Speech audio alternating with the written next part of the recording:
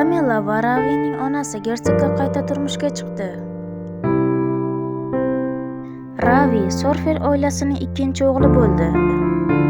Ravi sehrgarlik qobiliyatiga ega edi, lekin bu mag'rur birinchi o'g'il Lyudvil bilan solishtirib bo'lmas edi. Uning pastkashlik hissi kuchaydi va Lyudvilni o'ldirish uchun suiqasd rejasini tuzdi. O'zining kenja ukasidan boshqa hech kim unga qiziq emas edi. U Kamillani yolg'on va'dalari bilan aldab, sizning rejangiz tufayli Kamillaning o'limini har safar ko'rganimda jahlim chiqardi. Men sizga bir marta imkon bermoqchi edim. Sen qanday jur'at etasan? Oh, uka, kechirasiz, men nima qildim? Tuman ma'budi. Men buni tush deb o'ylagan edim, chunki men uyquda edim.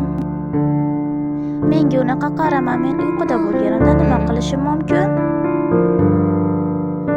Men o'zimni yaxshi uxlagandek his qilyapman. Nima bo'ldi? U meni ataylab urdi. Iloji yo'q, chunki uydagi xizmatkorlarga ham o'zini ko'rsata olmaydi. Biroq kuchi shunchalik ko'pmi? Xo'p, buni unuting va tezda kiyinib chiqing. Sizni deb men kech qoldim. Xo'sh, men bunga odatda e'tibor ham bermayman. Siz gersogni hayratda qoldirish uchun ko'p harakat qilyapsiz. Shunday bo'lsa-da, Kamilla bilan doim bo'lganmisiz? Ammo men hali ham tushunmadim. Hatto tushimda ham birinchi odam u edi. Men o'z irodam bilan hech narsa qila olmadim. Masalan, Ravisni urish. Oxirgi marta ko'rgan menga o'xshagan arvoh bilan bog'liqmi?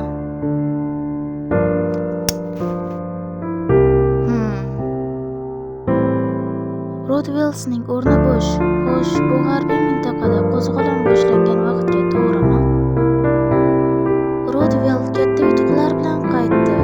Ravi o'sha yigit mening o'limimga sababchi bo'lgan. Agar men bu tushdan uyg'ona olmasam, juda yomon bo'lardi.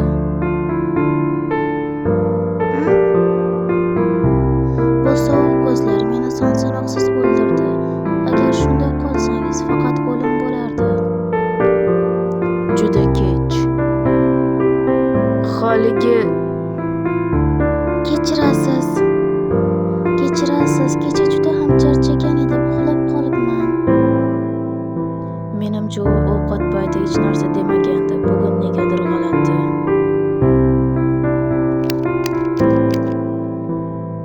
Biz sizga taom tayyorlaymiz, Kamilla xonim. Ha, rahmat.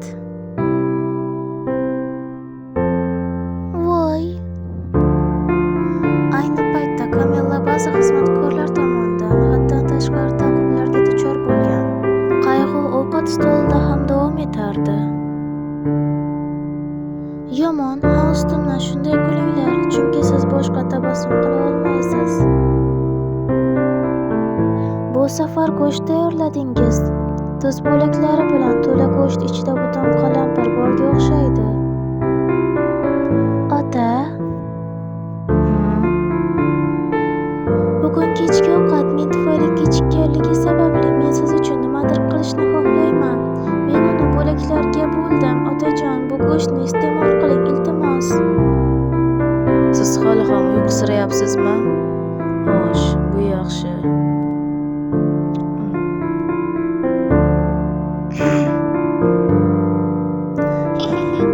Men bularni hammasini oldindan bilar edim.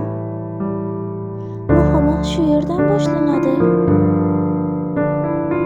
Oh, ota, kuting, buni yemang, to'xtating. Men juda ustaman, men uni yana yeyman. Uni menga bering. Kamilla, siz birinchi marta bunday ovqat tanovvul qilayotganingiz yo'q.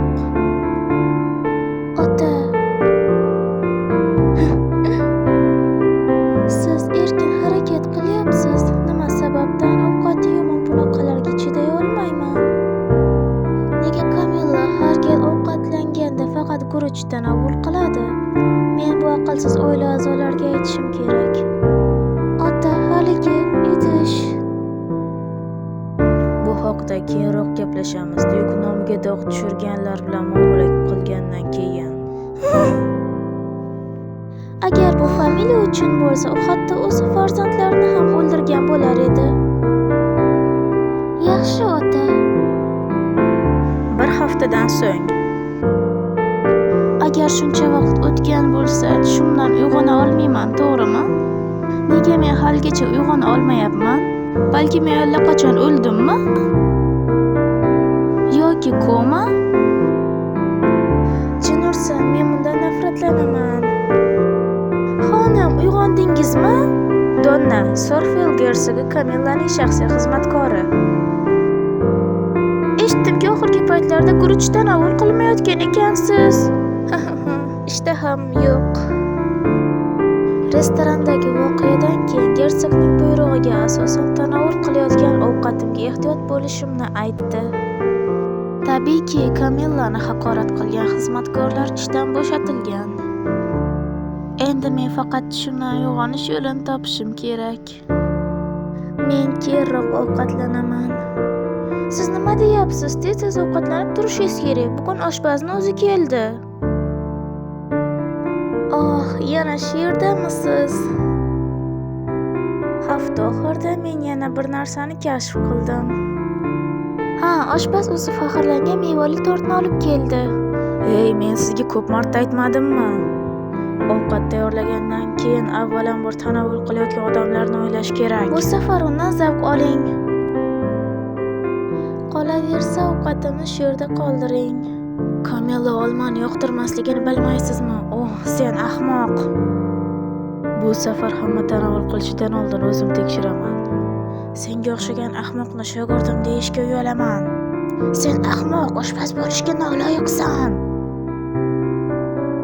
Siz ham shunday o'ylaysizmi, Kamilla? Xonim, qanday choy ichmoqchisiz? Keling, uni sinab ko'raman. Uni tanovul qiladigan odamni o'ylab ko'ring, iltimos. Bu ko'zlar meniki emas. Nega men bu yerda hamma ruhlarni ko'ryapman? Fabler akademiyasi. Bu qizni taniysizmi? Kim haqida gapiryapsiz? Petroni o'limigacha ta'qib qilgan Sorfield oilasidan Kamilla. Mish-mishlar juda ko'p, siz bilmaysizmi? Siz meni bu haqda eshitgan deb o'ylagan edingizmi? U yana Petron ro'molchasini o'g'irlaganda qo'lga tushgan deb eshitdim. Bu haqiqatdan ham qo'rqinchli emasmi? U har doim g'amgin edi. Bu stalker emasmi? Oxirgi ziyofatda Petro xonimni kuzatib qo'ygani shov-shuv bo'lib ketdi. Xullas, bunga men aytadigan gapim yo'q. Gersogning qizini haqorat qilsa, uning boshi ketadi. Obbo! Yana nima bo'ldi? Keling bu yerdan ketaylik. Nima? Bu nima? Ko'rmayapsizmi, o'zining yomon xulqi bilan mashhur. 3-avlod gersog oilasining o'g'illaridan biri. Arsen Sefra, Dyuk Sefraning to'ng'ich o'g'li. Mana o'rtoqjonlar, bu manganing yana bir qismini chiqarib oldim. Ozvuchka sizlarga yoqdi deb o'ylayman. Ovoz berishda kamina o'zim. To'g'risi bu mangaga ovoz berishda biroz qiynaldim, chunki desa erkak personajlar juda ham ko'p edi. O'shaning uchun oxirga kelib ovozim bo'g'ilib qoldi. Xato va kamchiliklar uchun oldindan uzr so'rayman. Like bosib, obuna bo'lib qo'yishingizni esdan chiqarmaymiz va videoga bo'lgan fikrlaringizni kommentariyada kutib qolaman. Keyingi mangalarda ko'rishguncha hammanglarni yaxshi ko'raman.